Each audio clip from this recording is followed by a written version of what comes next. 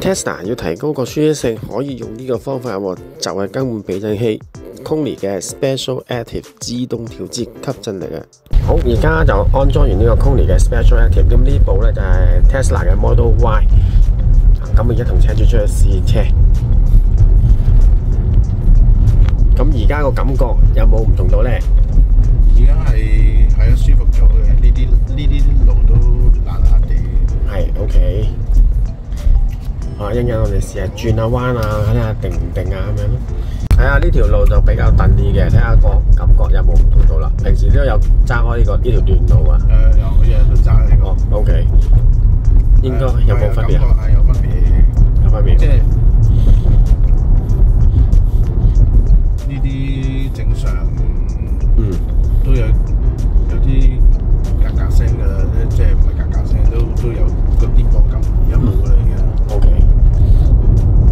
好，尤其是呢啲位啦，呢啲一下一下咁樣咯。係啊，呢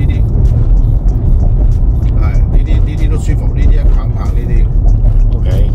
即係吸收到嘅，吸到。呢啲係啊，即係唔會等翻上個座位上面啦。啱啊，冇錯。避震機做咗啦，傳咗落個車廂度啦。以前就吸晒，呢啲薄咁樣啊嘛，係啦，考啲貨 van 咁啊。係 OK， 呢個重要。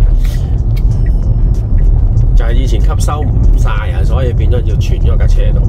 係，所以咪覺得蹬咯。係啦，呢個咁你試下啦。係喎，呢個而家個車都係可以。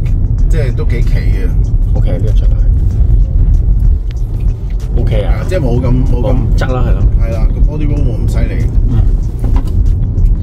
Koni 嘅 Special Active 避震器就係能夠自動去調節嗰個吸震力啊，所以咧係非常之適合香港嘅路況，尤其是多凹凸路啊，感覺上係完全唔同㗎。點解咁多 Model Y、Model 3嘅客人會選擇佢呢？就係呢個原因啦！